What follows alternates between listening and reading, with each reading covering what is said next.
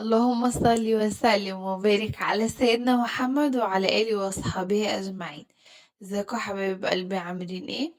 يا ريت لو أول مرة تشوفوا القناة تنزلوا تشتركوا من الزر الأحمر تحت الفيديو، تفعلوا زر الجرس وتختاروا الكل عشان كل ما انزل فيديو تتفرجوا عليه.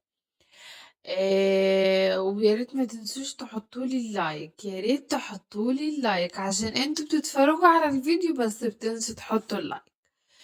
النهارده هنعمل ايه؟ النهارده روتين خفيف خالص، مش هنعمل فيه حاجات كتيرة. بس بصراحة الركنة اتمرمطت، كرامتها اتمرمطت حرفيا. ولادي مرمطوا كرامتها، خلاها في الأرض.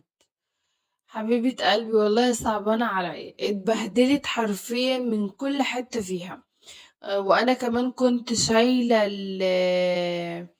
اللي هو الكفر اللي هو بيحافظ عليها ده، فكنت شايلاه بغسله. اليومين او ال3 ايام اللي انا ما غسلتهوش فيه ورجعته تاني. حبيبة قلبي اتمرمطت، كانت بتشتكيلي، تحسها كانت بتعيطلي كده، اللي هو الحقيني، حطيلي الفرش تاني، ارحميني من المرمطة اللي انا فيها بجد. الركنة كلها اتمرمطت. بقى اللبان تلاقي، شيبس تلاقي، بسكوت تلاقي، كل حاجة تلاقي. وما هو المشكلة كمان هي ما بيبانش فيها يعني اي حاجة، اي اتطبعت فيها الحاجات دي ما بتبانش. بس اللون ذات نفسه كمان، يعني اللون دوت بيبقى صعب في انه، زي مثلا الاسمر، لما انتي مثلا تقولي اللون الاسمر ما بيبانش فيه، لا بالعكس، اللون الاسمر بيبان فيه جدا، بيبان فيه النظافة وبيبان فيه البهدلة وبيبان فيه الاتربة وبيبان فيه الحاجات دي. دي بيبان فيها الاتربة بطريقة صعبة جدا. وبيبان فيها كمان لو مثلا في البانة مسكت فيها، يا أمي بقى ما بتطلعش، لو بتطلع الروح ما بتطلعش. وكمان اللي هو عندي في الركنة اللي بيبان فيه قوي وبيبقى صعب ان انتي تنضفيه وعايزة على طول ايدك فيه، اللي هو الكرسي بتاعها، عشان لونه كشمير وكده، فاللون دوت والله العظيم، والله العظيم اتبهدل حرفيا. وان انتي كل شوية بقى ان انتي عايزة كل شوية تمسكي الركنة، تقعدي تمسحي فيها وتغسلي فيها وتعملي فيها، ده حد حلو تعب. وفي نفس الوقت مرمطة وبهدلة للركنة نفسها. لان يعني الفرش ده مش يستحمل ان انتي كل 24 ساعة كل ما بتلاقي عليه حاجة تبهدليه كده، او تقعدي تمسحي فيه وتغسلي فيه بالمنظفات بالحاجات دي. فعلى قد ما بنقدر احنا بقى يعني بنحافظ عليها بالفرش. بنجيب لها فرش نحطه عليها، نحافظ عليها، نحاول ان احنا نبعد ايدينا عنها شوية، ما نقعدش جنبها شوية، نسيبها يعني تاخد نفسها كده. المهم انا جبت بقى الفرشة بتاعتي دي، بتاعت المواقف الصعبة، بصراحة جميلة جدا جدا جدا معايا. بتساعدني في تنظيف الكابوتوني حلو قوي، وبتجيب كمان من تحت الشلتة كده لما بيكون فيها اي حاجة بقى. اللي هي الفتافيت اللي بتبقى صغيرة دي. ولو عندك كمان مكنسة بالكهرباء بتساعد جدا، بيبقى لها وش معين كده للحاجات دي، للانتريهات، للركن، للحاجات دي. فلو عندك هيساعدك اكتر يعني من الفرش. بس انا المكنسة بتاعتي للاسف بايظة. ف بحل يعني بتحل مكانها حبيبتي الفرشة. حلوة جدا وبتنضف جدا، وكمان لو بتشيل يعني الكابوتونيه، انا عندي اللي هو فيه مخرم، فيه حاجات كتيرة، يعني كله مخرم كده. فالمخرم اللي فيه دوت بيتملي أتربة جامد، يعني بيتطرب بطريقة صعبة قوي. الفرشة دي بتتحكم ان هي تدخلي جوه الكابوتونيه وبتنضفهولي حلو. فبحب ان انا استخدمها في حاجات زي كده. هنا بقى نضفت كل حتة في الركنة، وجبت من تحت الشلت وكل حاجة. هعمل ايه بقى؟ اخر حاجة هكنس بقى السجاد. انا على طول بكنس السجاد كده، يعني قبل ما بشيله بقوم كنساه عشان لما اجي افرشه تاني ما اكنسوش تاني يعني. وساعات بطلعه على البلكونة. بس انا اكتريت الاوقات لما باجي اعمل معاكم روتين بعمله معاكم بالليل، ما بعملش روتينات الصبح. يعني انا بصحى الصبح ببقى اصلا يعني قايمة من النوم مش عايزة حد يكلمني، لان بصحى متأخرة جدا جدا. لو جوزي هيجي من الشغل بعمل غدا بدري، لو مش هيجي بفطر انا وولادي، وبعد كده اقعد مع نفسي كده افكر انا هعمل ايه للغدا لما يبقى جوزي يجي يعني. ف ببقى صاحية وقتي كله ما ببقاش اصلا، يعني ما ببقاش فيه وقت. وبعدين احنا كمان في الشتاء يعني، اللي هو الليل بقى بيبقى طويل والنهار بيبقى قصير، فما بتلاقيش وقت اصلا ان انتي تعملي اي حاجة الصبح. وانا بصحى متأخرة جدا، يعني انا بصحى ممكن اصحى بعد الظهر الساعة 2 الساعة 1 كده، يعني ما بصحاش قبل كده يعني. الساعة 10 11 الكلام ده بالنسبة لي بدري جدا. فاليوم بتاعي بيبقى مضغوط والتصوير كمان يعني بياخد وقت، ان انا افتح الكاميرا واصور الصبح وانا اصلا مفيش وقت، ببقى الوقت كله مضغوط.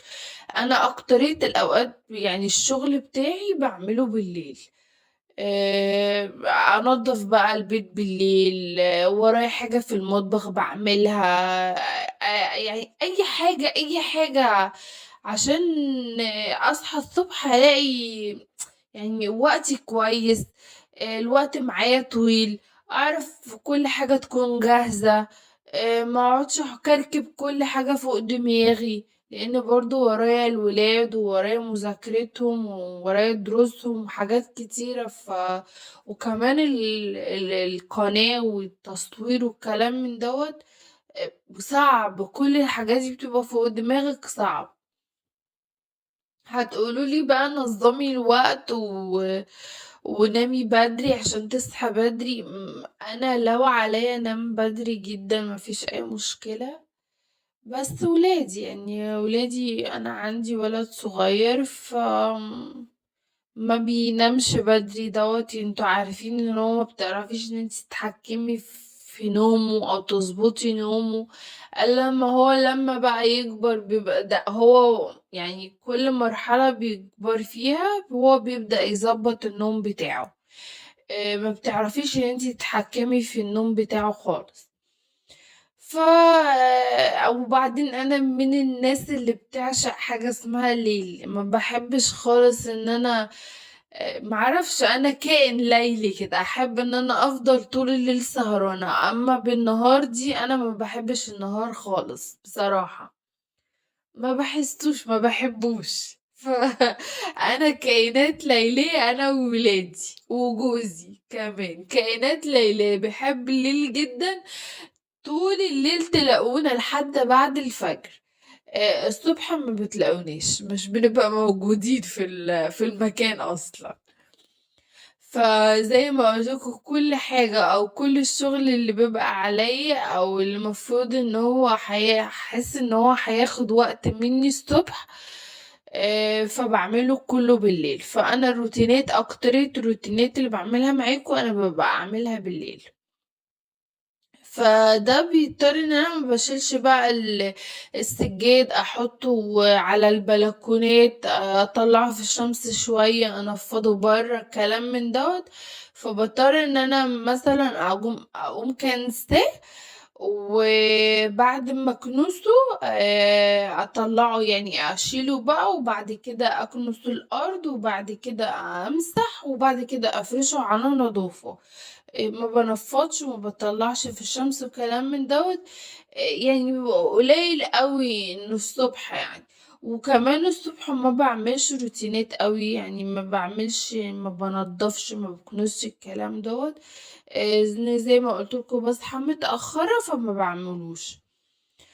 بنصحى بس نهوّي الأوض، نهوّي الصالة، نهوّي البيت بتاعنا شوية عشان الشمس يدخلوا، غير كده ما بنعملش يعني.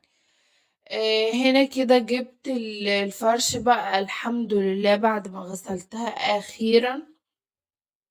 هي مش هي مش يعني مش كبيرة يعني بتكسي كل الركنة كلّها من فوق لتحت، لأ هي حاجة صغيّرة يعني على قد الشالتة اللي هو إحنا بنقعد عليها دي بس. وده تمام أوي، يعني هي تحافظ لي عليها تمام أوي، يعني عشان حاجة لو وقعت من الولاد كده. والحمد لله أنا برضه بالحق يعني يعني في حاجات بالحقها في وقتها، وفي حاجات بتاخد وقتها مع نفسها بقى لحد يعني لمّا ربنا يسترها. هو أصلًا إحنا ما كناش بنقعد هنا، إحنا اضطرينا إن إحنا نقعد هنا عشان قدّام الشاشة، لإن الشاشة اللي كنا بنقعد في الأوضة اللي كانت فاضية دي، كنا بنقعد قصاد الشاشة وكده، وكانت الأوضة فاضية، وكنا الولاد يعرفوا ياخدوا راحتهم، وإحنا بنعرف ناخد راحتنا، بهدلوا حاجة، أكلوا، شربوا، عملوا أي حاجة فبيعرفوا ياخدوا راحتهم. بس لمّا الشاشة اللي هي الصغيرة اتكسرت، فإحنا بقى اضطرينا إن إحنا نيجي نقعد هنا في الرُكنة. وحبيبتي اتبهدلت خالص والله، ربنا يرحمها برحمته. المهم خلّصتها ونضّفتها وفرشت الفرش عليها تاني. أنا بصراحة ما رضيتش إن أنا هي كان فيها بُقع كتير، بس بصراحة ما رضيتش إن أنا أقعد كل شوية أهلِك فيها وإن أنا أمسح فيها وأغسل فيها والكلام من دوّة. فسِبتها بصراحة، سِبتها زي ما هي، فرشت عليها كل اللي أنا عملته إن أنا نفّضتها بس وشِلت الأتربة من عليها وكده، وحطيت عليها تاني الفرش بتاعها وخلاص على كده. وزي ما شُفتوا شِلت السجاد وكنست الأرض ومسحت وبعدين جيت هنا هالمّع بقى المكتبة وهالمّع الشاشة. كل حاجة كانت على المكتبة هالمّعها من الأتربة اللي كانت عليها برضه. وكل حاجة هنرجّعها مكانها تاني. وزي ما أنتم شايفين روتين خفيف ما فيهوش أي حاجة، وبعد كده بقى هابدأ بقى أعطّر المكان. أنا كان كل البيت الحمد لله كان إلى حدٍ ما نضيف، ما كانش فيه حاجة يعني. هو المكان ده عشان لسه بنقعد فيه على طول، فبيتبهدل بسرعة وممكن تنضّفيه 5، 6، 7، 8 مرات. يعني أنا باشيل اللي هو المخدات اللي على الرُكنة دي بتتشال وتنحط 15.000 مرّة في اليوم. من ولادي طبعًا. هنا كده بعد ما خلّصت وبعد ما المكان رَقُه بقى كويس، يا رب يفضل كده دايمًا. يا ريت بقى لو وصلتوا معايا لآخر الفيديو ما تنسوش تحطّوا لي لايك وكومنت حلو عشان يشجعني إني أكمّل في القناة. وشيّروا لي الفيديو عند أي حد يا جماعة شيّروا لي الفيديو وانزلوا حطّوا لي كومنت تحت حلو كده عشان يشجعني. ويالّا مع ألف سلامة ونتقابل في فيديوهات